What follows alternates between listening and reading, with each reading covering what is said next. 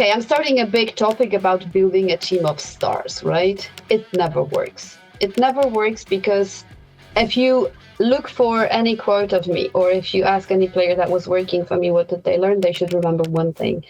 Once I take over a team, I have a set of things that I need to teach every single player. She's one of the leading performance coaches we have in Counter-Strike. Why is she so impactful, and how exactly she helps players play better are few of many topics we discussed today with Xirreth. She lifted the CS2 major trophy with NAVI, where she currently helps them out in a season full of up and down results, roster changes, and developing players. How does this happen, and how this can help even you, players simply trying to improve? Well, if you don't click away, you'll find out. So, Ula, I will read you a comment from my last video on the topic of mentality. So I'll quote, this is just a snake oil. You can't win game because you don't tilt and you have good mental. Only real way is to shoot well, do good decisions, and have proper mechanics.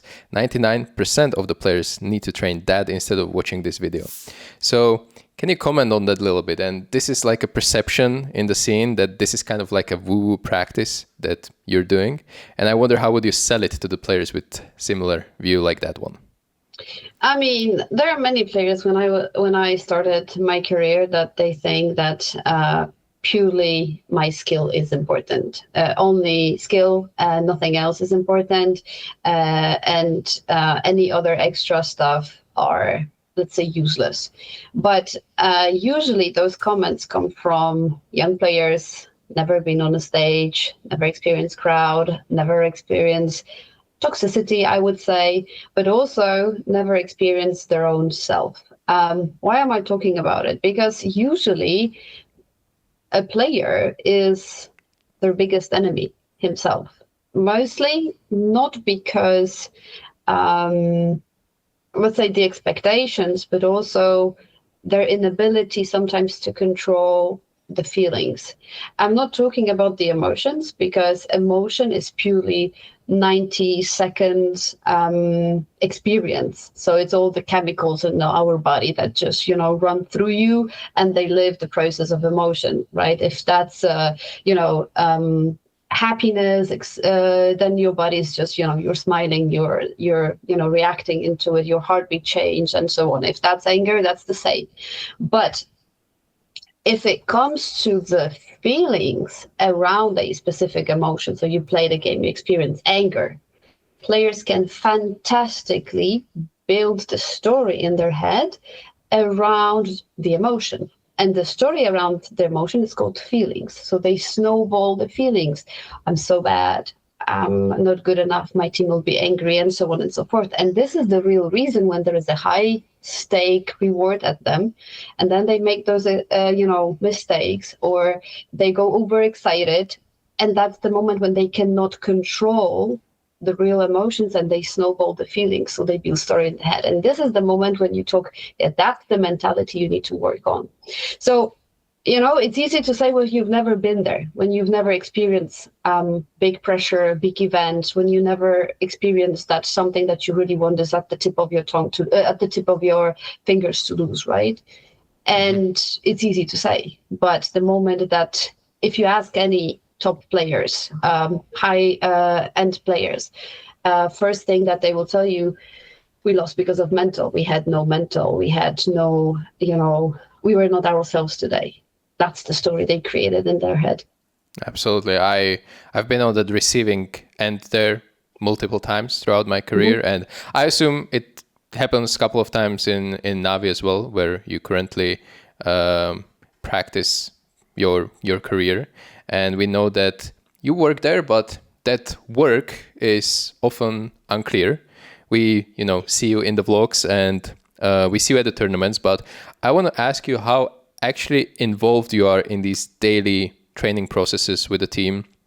Do you literally listen in during the practice? Are you even present at the server, observing them? Like, how does this look, let's say, day-to-day basis of Ula in NAVI?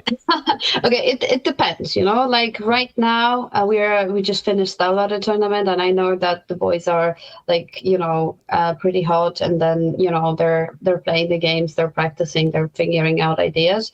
And I don't think I need to be there all the time, but there are definitely pracs before a specific tournament that I'm jumping in, for example, 2-3 days before the tournament, just to listen to the comms, just to listen to the energy. If I hear that something is falling apart, people are like sad, not focused, all over the place, they don't care about what they're doing. Okay, that's the moment that next day they hear or they see in the schedule, like, oh, okay, there's a workshop with me. So it's a little bit like that. I also I have a specific set of things that I do based on how they perform. So maybe I'll start a little bit from the beginning. Once I take over a team, I have a set of things that I need to teach every single player about handling emotions. So something I just talked about breathing, about feedback handling, about, phases of the team, how they grow, what they do, and so on and so forth. So there's like set of material that I know that every player that was working with me, I know that they will know this. So these are like absolutely basics of mentality. And then based on how the team performs, what stage and, development theories they are, and so on and so forth, we either do exercises, we do discussions. Based on the conflicts we have, we call one-to-ones, or I give them like, hey, I see your schedule is bad, let's talk about it. I see about the food, I see something is not clicking, focus is shifting. So it's like I'm there, but I'm not babysitting. I'm not needed like, for example, Andre is with them preparing the strats, and so I'm not touching that. So nothing that is connected to in-game decision-making, in-game planning or anything, I'm not touching that, because I'm noob myself. I'm bad at CS. I play other games, but not necessarily CS. It's because it's purely relying on shooting and on skill. And I mean, I can play, I don't know, Valorant. I play different titles because they require extra stuff that I can have fun around, throwing nades, I don't know, and setting traps, whatever. But I'm not good at shooting, at aiming myself, so why would I frustrate others? But coming back to the topic, everything outside of the game, communications, conflicts, bad moods, I don't know, being late, and so on. So you could tell everything that is outside of the server, that's falling on me. So before tournaments, I'm there for a couple of days just to listen to the practice, just to see what do I prepare. Once we are arriving in the tournament, I already have the stuff that I want to do with them, depending on like where do I see the gap based on listening, whether that's, I don't know, conflict, feedback handling. Before last tournament, we were talking a little bit about handling emotions. We were also drifting a little bit with focus in the first game. So I found, first game in the tournaments, I found something that can be helpful. So I always bring something. And then apart from that, when we join tournaments, I always have my routine. However, we're trying now to change it a little bit because we want to experiment it, just because quite often the tournament organization, maybe tournament organizers, they don't consider how much time is really needed to prepare. And I also need my own time with the players. I want to make sure that they're mentally ready to start the game. So usually in the day, when they get up, we go for a walk, we eat, we have my mental space where I do some exercises with them, when I give them like priority topic based on what Andre is saying. So in the discussions they have preparing for the match. If, for example, I hear from the coach that, hey, today we need to focus on piecing the puzzles, or on PC, or communication, or teamwork, or this, then I prepare the full mental breathing with a little bit of visualization, with the focus points, like that is important for today versus this specific team. So I kind of reinforce whatever was needed for the specific game. And then based on that, we focus ourselves mostly on the strength as well, because it's very easy for the player to drift away from the topics. Right. And pre-game, everything that is connected with warm-up. So you always see me after, like standing around the boys. I give them the time to warm up. Then we go outside, either discuss. Then we play some football. If not football, we have little activities with our juggling balls that we do some. I don't know. It's like specific throwing. We do cross crawl. We make sure that the boys are fully ready and capable of, let's say, pushing themselves to maximum before the game. In between the games, if I only see the players very frustrated, tilting, I try to remind them. You could tell, like with all the players, I have a specific keyword or that I'm not pushing, and I'm saying like, "Oh, why you're so sad this map? Like you were not present or something." I have one specific keyword that I'm just saying like, "Hey, remember about this," and then they know that okay, it's fine. And sometimes if I see like, you know, they went very selfish, they went into the mode that was, I don't know, like fully expectations, fully I don't know, myself or worrying about something, then that's also something that I can tweak here and there when they go toilet or in between the maps. And after the map, after the game, it depends on the results. Sometimes we reinforce something just to say like, hey, this game was good, we need to see more of this.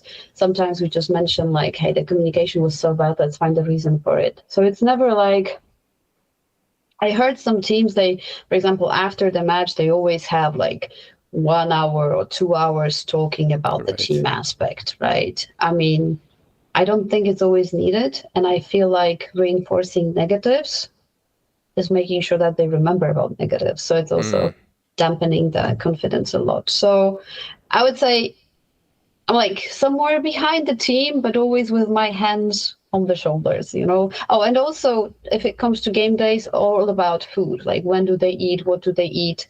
When do they, you know, if we travel abroad, if it comes to like different continents, jet lags, preparing them for flights, making sure that we sleep at the right time, adjusting the schedule, some supplementation at the same time. So I would say everything outside of the game.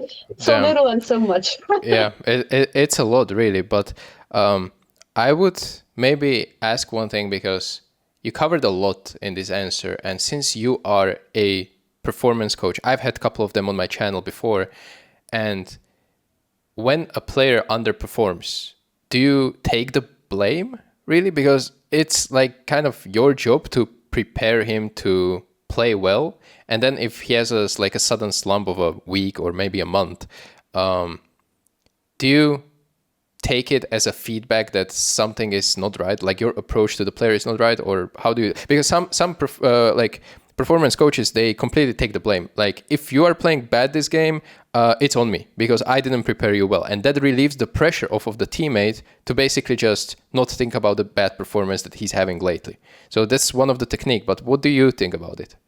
I mean, yes and no, because, for example, if you have private stuff issues that you never told to anyone and you keep them for yourself and you show up into the game, bad mood, bad emotion, bad energy because you had a fight with, I don't know, with a partner or with someone, and why would I take a blame? I can only ask what happened and how can I help you next time? But if there's definitely a mistake on my end that I was, for example, before the game reinforcing some negativity, reinforcing some mistakes, that I don't think that happens though, or by mistake I bring some conflicts or some thoughts into the player. I always do, but mentality is like a very specific subject. I'll give you a situation.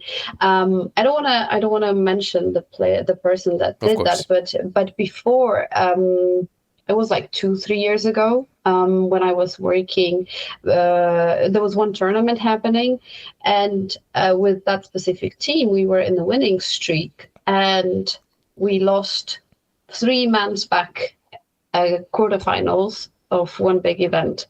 And then there was a journalist before interviewing the player, and before the interview, she asked him a question like, okay, last 2 games, you were fantastic, but 3 months ago, when you guys were playing quarterfinals, you had a very bad game and you were full of emotions. What do you want to do so this doesn't happen today? And you can already see how this question is going to impact the player. Mm-hmm. First, even though the player had fantastic 2 weeks, somebody brought bad experience, negative experience. So there's a thought in the player's head that, oh, okay, I can be actually bad, or something bad can happen. And that is out of my control. I heard that interview when the players were literally already on stage. What can I do? You're right. So the only thing I can do is prevention. And, this player was already full of thoughts. He had a very bad first map, but after that first map, we did some positive reinforcement. We I talked with the player if it comes to a specific strength of this player on a specific map. And again, going back to your first question, how present I am in some of the practices, I know who's player like who of the players like what maps and where they feel comfortable. And if we play a specific map, that's a string for me to pull it. Like, oh, we play your best map, or we play the map that you actually like the most, and then the player's already like excited. So these are the little things you need to know. Because if you don't know the players, what they do, how they function, if you don't understand CS at all, then it's difficult to bring that up. But going back to the situation, I mean, this is fully outside of my control. I mean, after that, I obviously did the workshops with the whole team about those situations, how to handle them for future and so on. But to be honest, like quite often journalists, they're looking for drama. They focus on a lot of negative things. And from my angle, I remember speaking with this specific journalist saying like, hey, if I hear you asking about those things again this way, then you will not get my players before the interview, before the games, because this is not fair.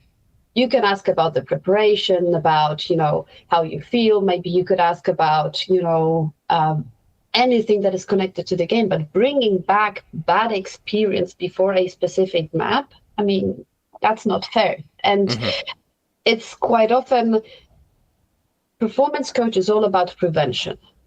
And based on my experience, so many years in esport, I try to teach the players how to prevent these specific things from happening. But in the end, I cannot take responsibility if somebody, let's say, acts like that. And then, yes, I feel bad, I feel guilty because I know what's going to happen with the player. But as much as I have tools, I'm going to fix as much as I can. I always feel bad because I know when a specific player makes a mistake on the map, I know like from their face, from the emotions, from what they show, I know what they're exactly. Yes, I know what they feel. But lately with this lineup, with the boys, how much I know them, I know that they can handle it. And if they don't handle it, then I'll ask myself, where was the mistake, or what do I still need to teach them to make sure that this will not happen again? Okay. It seems like you are learning, or you are teaching Navi a lot of new things, but is there anything that Navi told you back? Like, what is some recent discovery about your work, about yourself that you found out thanks to the players asking you the question, or from some shared experience? I think, one thing that I've learned in Navi a lot is that generalizing, and I mean like generalizing in terms of, let's say, reactions, or like all players react the same way to a specific situations. And I don't necessarily mean only the in-game stuff, but outside of the game, like you may expect that, they know how to handle this, but in the end it can dwell. So like looking a little bit more individually at the players, I think that's something that I learned here a lot. But if I would tell about one thing that I learned at Navi the most is, I think, knowing when to shut up. Okay. That may be tough, but I think that works because,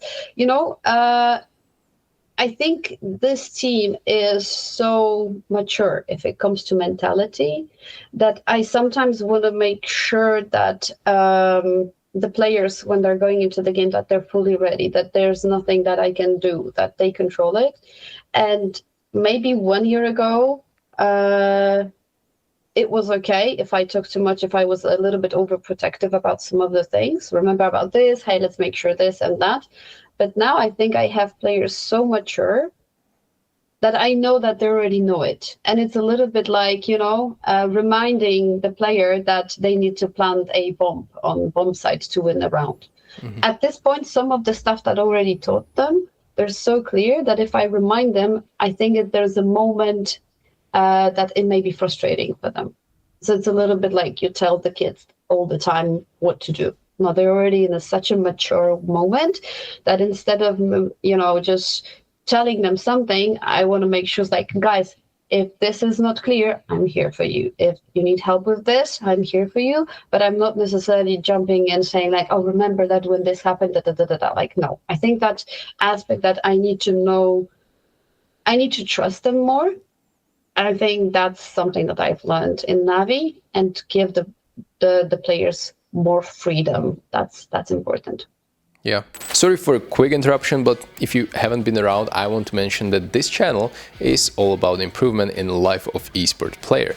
You'll find in-depth guides, videos where I share my thought processes live as I play the game, or countless of in-game analysis that you can learn from. And yes, you will find more interviews like this one you are watching right now. If you're interested in a full version, that is available at my Ko-fi page for all members. To support me, subscribe to this channel is the best way how you can support. Thank you. And now let's get back to the video.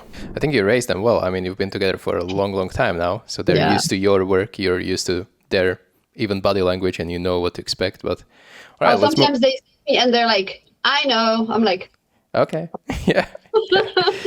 All right, let's move on to a fun one. So if you could snap a finger and you would change two behaviors of your players, and one would be that they immediately stop doing something, and the other that they start doing something, and in both cases they would enthusiastically start this habit or end the habit, what would it be for players? What do you think they're like the difference is the most when it comes to changing some kind of a behavior?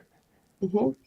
I mean, I think if I want to really stop them from doing something, I think one of the things would be looking at themselves from the angle of expectations, and I want to change expectations to appreciation.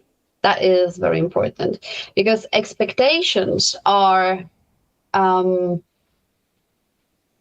would say that they're quite often the motivation killer from my angle, because when they sometimes know what they're capable of and they want to bring it into the tournament, and the more they think about it, the more they care about it, it's quite often that it's not happening because they think about it too much, and it's not coming intuitive. They're just forced. They're just, forcing it. And then the more you force something, at some point it will break. I think if you go into the tournament sometimes with the headset, I don't need to, but if I have an opportunity, I will show, oh wait, that's so much different.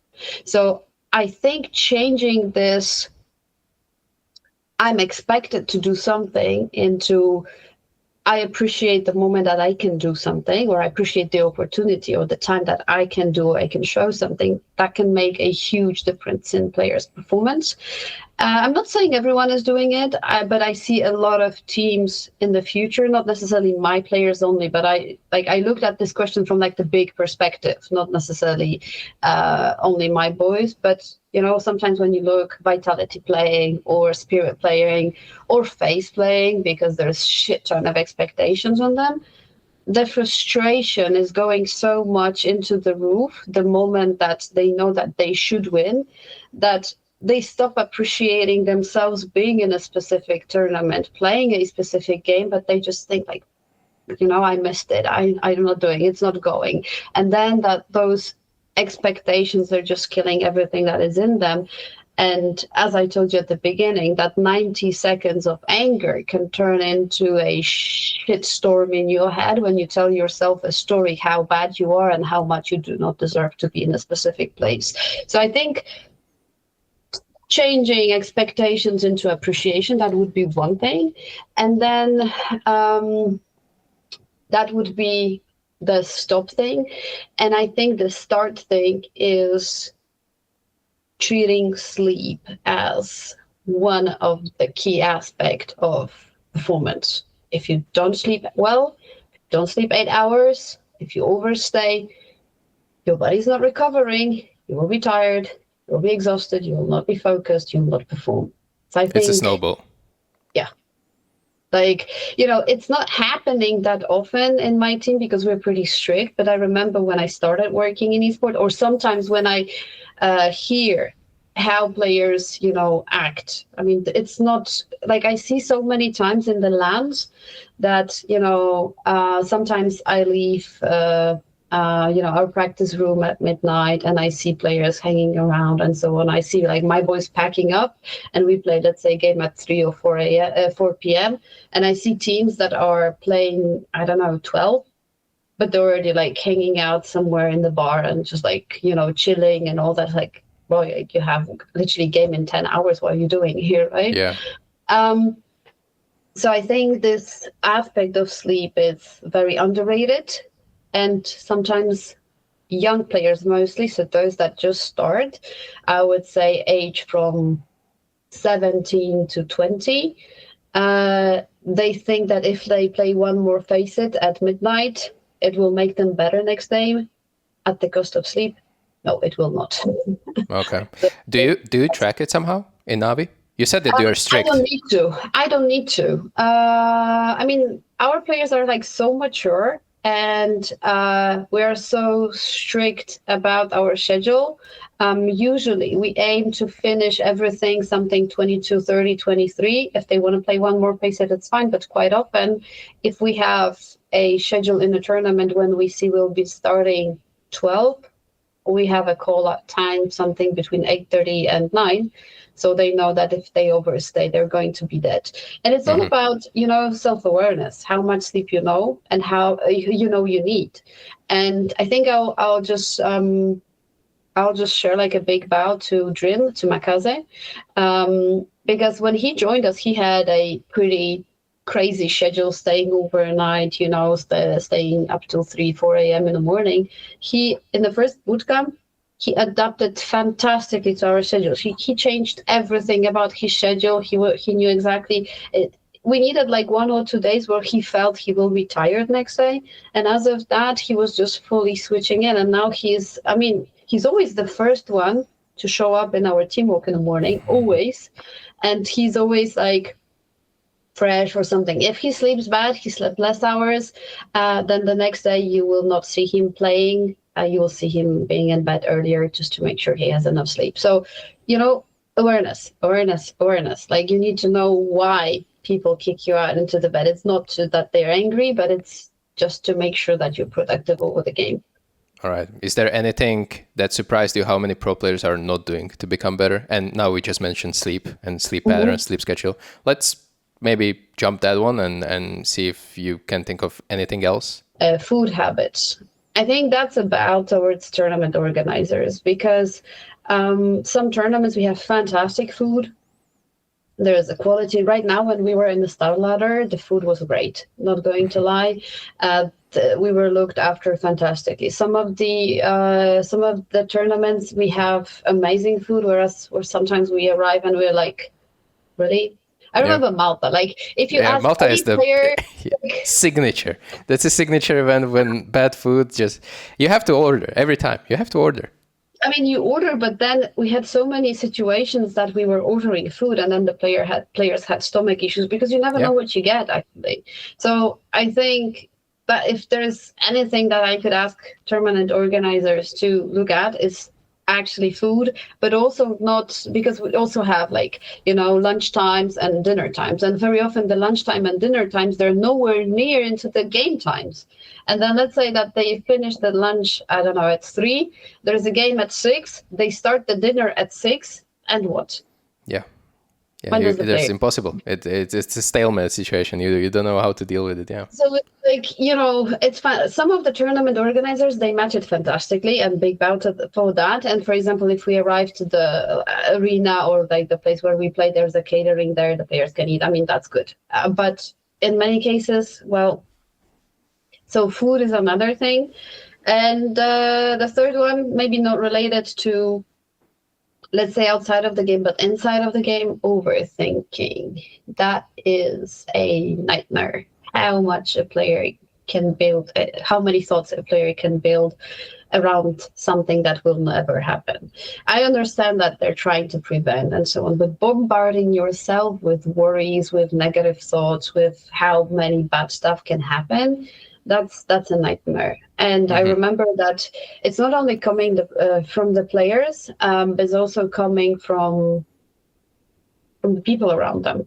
I've seen so many times young players coming into an environment being so negative, being focused on, this is my weakness, this is my weakness, this is my weakness. And I'm like, what's your strength? And they're like, what do you mean? So what are you good at? Because you constantly talk about how bad you are. You're in a pro environment. You're in tier 1 org. What is your strength? And then the player was like, completely stunned. Yeah. Yes, like, so there's this, but it's also coming from the, I would say lower tier competitive teams where there is a lot of strength on improving the weakness. If I hear a coach saying, let's improve your weakness, I'm already like, why? The player has a strength. So let's work on the strength of the player, not on improving the weakness. Of course, you can minimize the impact of weaknesses on the player. So if you know, like, it's your weak spot, you try to avoid it, but you don't give a player a worse position on the map, knowing it's his weakness, and you expect him to shine in this position. Like, it's never happening. Coaches in like the quality coaches, they've always build around their strength. What is their best position on the map? Okay, let's put them there. Let's make sure he delivers there. And this is how it's usually built. So I would say another nightmare is like the habit that they have coming from tier 2 to tier 1, and they constantly talk about improving weaknesses. That is also a pretty bad habit. I do have a theory that you should work on your weaknesses only in a case where you're just wildly inconsistent. And that means if you have like a super good games, you don't know why, and you have absolute stinkers and you don't know why. That is probably the cause of the weakness. But if you want to improve your game, that's when working on strengths has to come into play. And I have a different video about it. I will link it right now somewhere. But it's absolutely the alpha omega when I... Basically, it is what you're preaching, actually. It is exactly that. And I mentioned it there, and it has some research behind it. But yeah, you basically put it really, really nicely. If you want to improve, just strengths are the ways you need to double down on.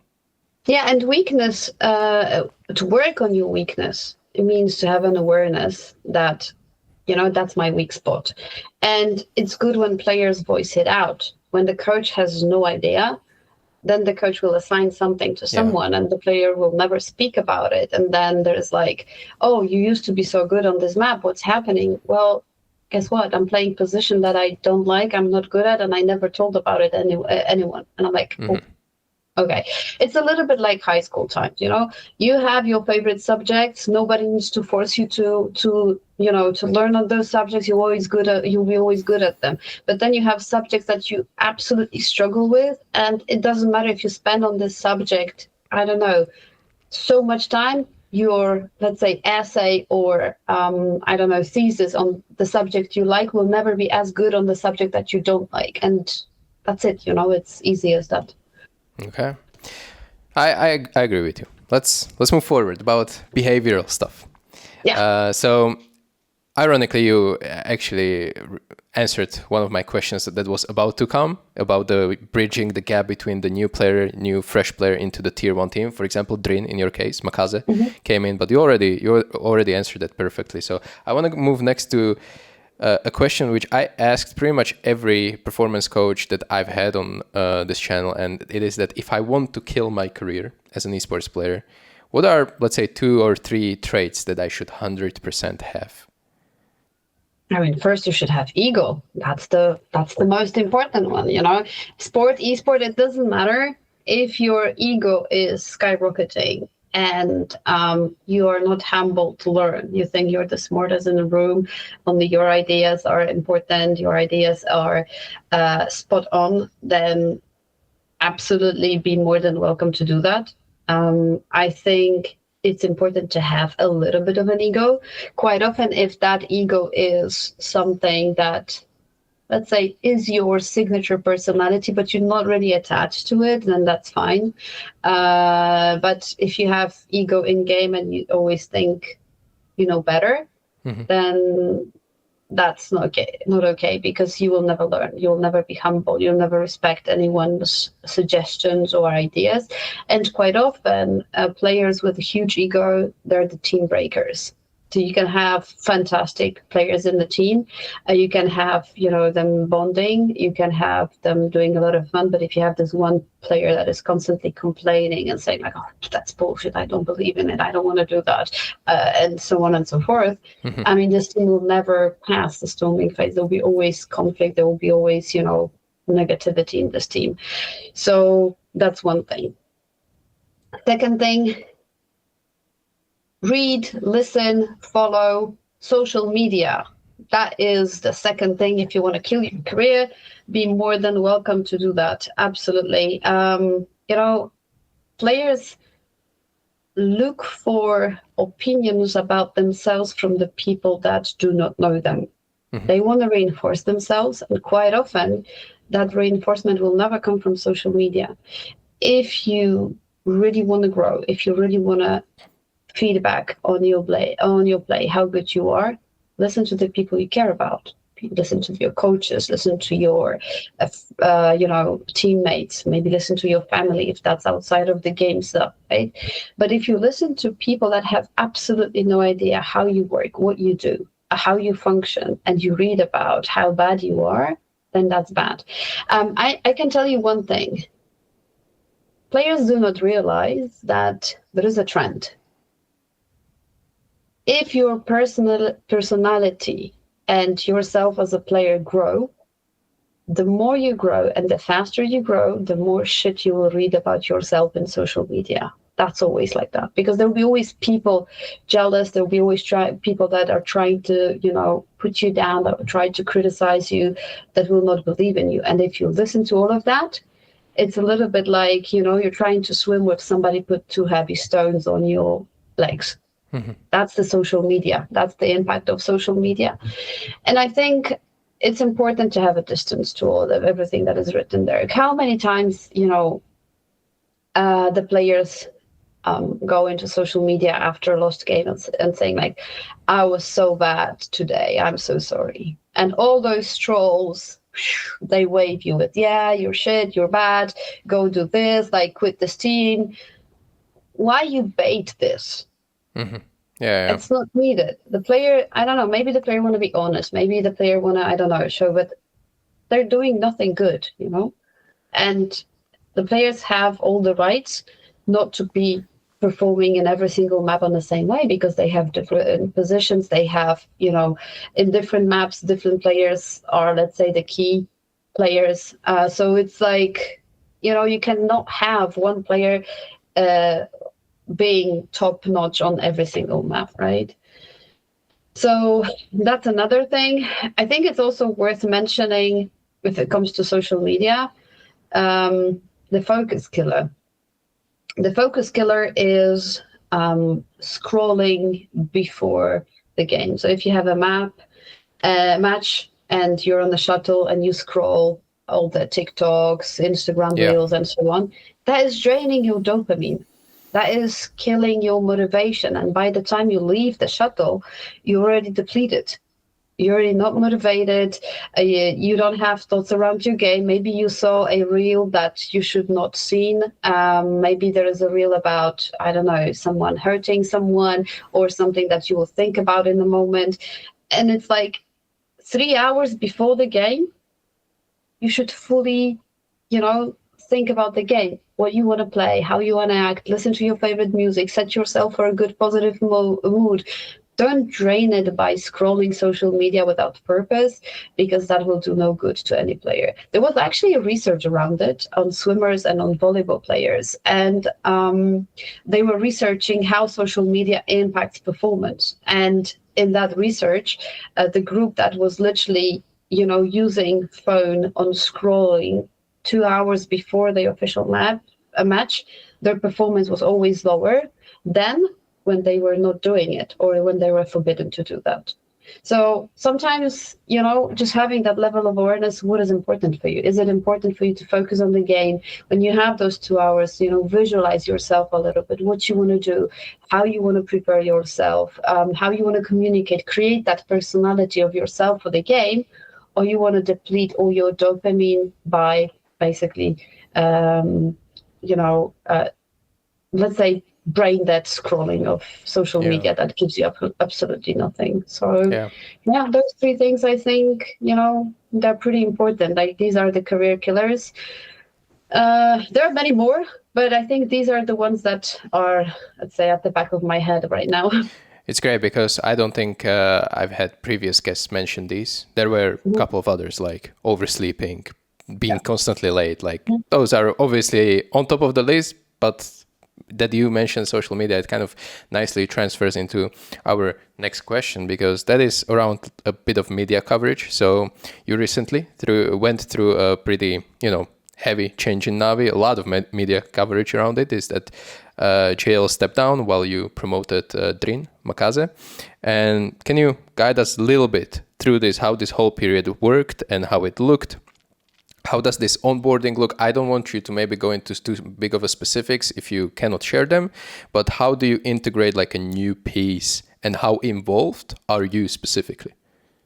I mean, integrating new piece into the team is depend on the player. Like, I remember definitely I had much bigger impact when we were having wonderful Igor integrated for when he was stepping in for Sasha. And now we have Makaze stepping in for Justik. The key thing is for the coach to create the atmosphere where the player doesn't feel like he needs to do someone that the person that was ahead of him in the team was doing. Quite often when a team is picking up a specific player, the coach already has a plan how to build around this player. And I remember one thing that we always say, or like we're saying to new players, we don't want you to be like the player that used to play this role. We want you to bring your strength. We want to play around what you do. And then that's why even one player in the team is like, changing the strat book so much and so on, because usually the coaches, they bring their best into the server. So with Makaze, it was a little bit different. I knew Makaze from the academy. I had a couple of workshops with them, so I knew exactly like who are we taking, and I also knew like how what kind of issues we may be facing. So that was not like a shocker or something, but it was a little bit different for me when we were introducing Igor, because I didn't know him, and it was also a new period for me, so I didn't know NAVI. So it was like I was learning NAVI and I was learning Igor and then trying to connect the dots. Whereas right now, when we had Drin, I already knew NAVI and I already knew Drin from academy. So for me, it was only like, okay, how to open him. Justik, I think, is a personality that has a lot of energy, a little bit extroverted, smiling, joking around, like, all over the place. Whereas Drin is more like, settled, calm, but he's also very, very funny. And it takes time for him to be able to, drop jokes that everyone would be laughing, because at some point, if you really want to drop a joke, you don't know the people, then you'll be like, maybe no. And then with time, he just actually opened himself up to a lot of things. So I think if it comes to Drin, everything was about time. How much time it will take for him to adapt. Andriy did fantastic job to facilitate him. The team has done fantastic job. Alexei, Miha, Valera, Igor, they all kind of, we're always looking after him. Also, our manager, Artyom, he was also fantastic about facilitating. So you could tell, like, we had a puzzle that we were all pushing to fit the whole, to match it, basically. And I don't think that there was anything special about facilitation. I guess for him, I remember our first talk once he joined us. He was saying that I know I have what it takes to compete, but I just need to keep up the pace. And for him, it was a lot about changing the outside of the game things, which is food, which is sleep, which is habits, getting to know to the environment as well, like, you know, how you communicate, how they communicate, what you expect, what they expect from you. So I think it's all time related. But I don't think we didn't have any specific big issues, big booms. Naturally, I was involved from the very beginning with everyone, but I don't think there was any, let's say, attractive story that there is a recipe for success about facilitating. You just need to know who you're taking and how the person is going to match the team. And in this specific scenario, we knew. So it was not a lot. But I know that there are teams that have players that join them. They gamble a lot, but they do not look at this, you know, characters that they have. Let's say they have 4 players that are easily frustrated and negative, and then you add on another one that is easily frustrated and negative, and what is this team going to become, right? So you need to have this mix of personalities that, you know, when somebody is sad, you have someone that will be happy. If you have someone that is not talkative, you need to have someone that is talkative. And it's like always the characters that you need to look at when building a team. You cannot just... I mean, okay, I'm starting a big topic about building a team of stars, right? It never works. It never works because there is usually nobody facilitating them into the way that they don't compete with each other. So you need to have those expectations, right? You need to have that facilitating period, right? Just to make sure that they match there. I think that kind of happens with Falcons as well, where they sign stars and then Nico is in interviews saying that he's taking a step back to facilitate for Kyosuke, right? So even though Nico was a star, he has to step back as a star to become less of a star just to give space for someone else. So it makes perfect sense what you're saying. It's awareness, you know? And the worst thing, like, we had so many teams in the past that on paper, wow, you know?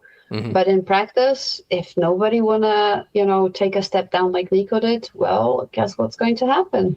I want to ask you, it's a bit personal, but who or what inspires you? So if people listening and enjoying to this conversation, what book, podcast, or creator would you recommend if they want to learn more about this thing? What are you consuming lately?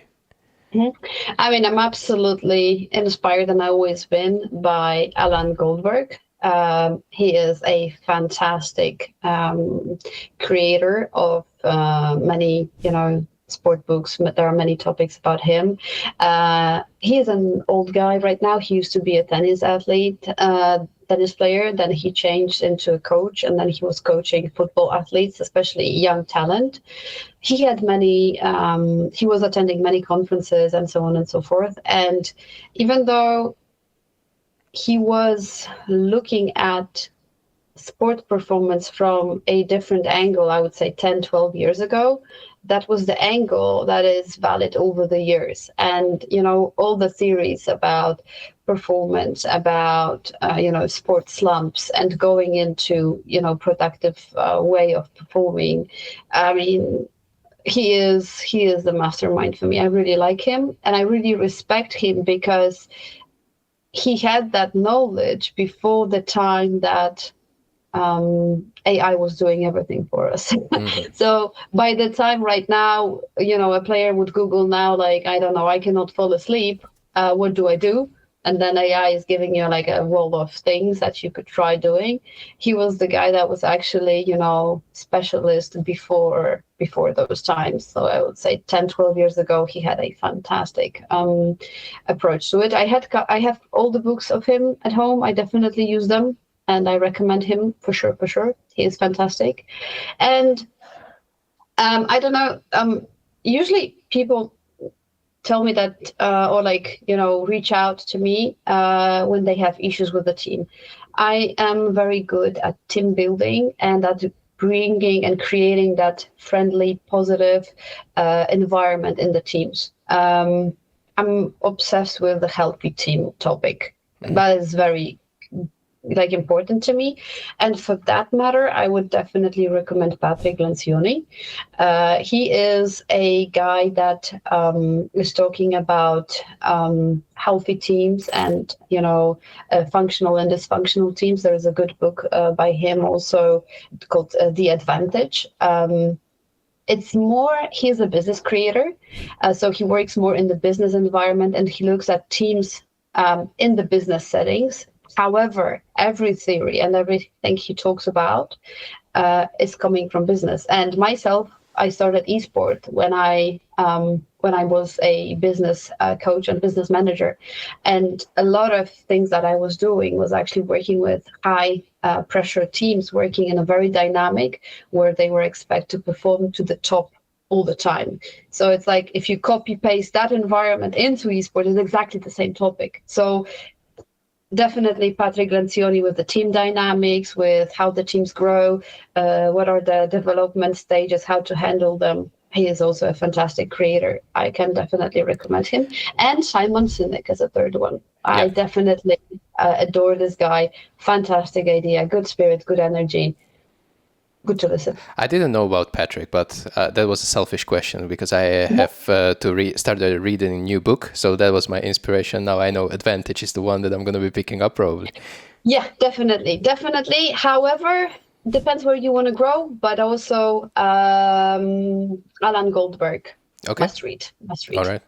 Is there anything you would like to explain that we didn't talk about? You can take this question as what are you being asked the most that I didn't ask you today?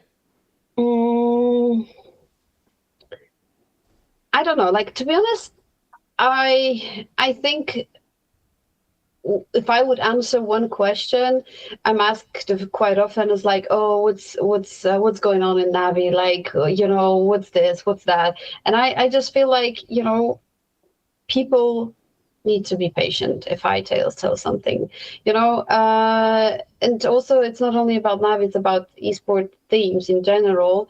When somebody is really curious how the team is doing, how they're going, and so on, just look at their maturity together. It doesn't matter what team is it. There is this, there are those 4 stages of a team development, that the team is going first to the forming stage, then the results drop in the storming stage, then there is norming and performing.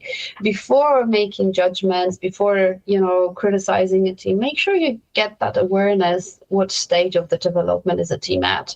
Because it's easy to say like, oh, the team is starting fantastically, they should have a good season ahead of them, and then all of a sudden they drop. Well, guess what? They're in the storming phase, they're getting to know each other. Naturally, they want to impact the team and the game, so they talk more and they fight more. Give them time to find those solutions. And it's like, making criticizing the team and making false statements about team not knowing what's happening inside can be, damageable. And before doing it, I think it's worth to look at players not only as a marketing banners, as a human beings. And I think before writing article, before, criticizing, spamming players, just be mindful that they're human beings behind the nicknames. And and if you want the human beings to grow, make sure you help them to grow, not pull them by the stones and under the water, basically. That's beautiful. Any single idea that you would try to make unforgettable for our listeners from our talk? And bear in mind that probably my audience is like rising players trying to become pro players maybe one day, or trying to generally improve. Anything from our 1 hour talk that you would stick out and this is it? If you look for any quote of me, or if you ask any player that was working for me, what did they learn? They should remember one thing. You play with your body, but you win with your head. That's it. There's always this aspect that you can have fantastic skills and abilities, but on a high level winning, you need to have that mentality. You need to have that awareness, how your body is reacting to be able to lift those trophies. So you play with your body, but you win with your head. Huge shout out to my coffee members for your continual support so I can make more videos like this for you. Their name is on the screen right now, and if you want to appear here too, check out my coffee page where you can gain tons of cool and exclusive perks at various tiers of membership. And when I say they're cool, I mean it. Give it a look, it's worth it. Thank you for making my content better and possible.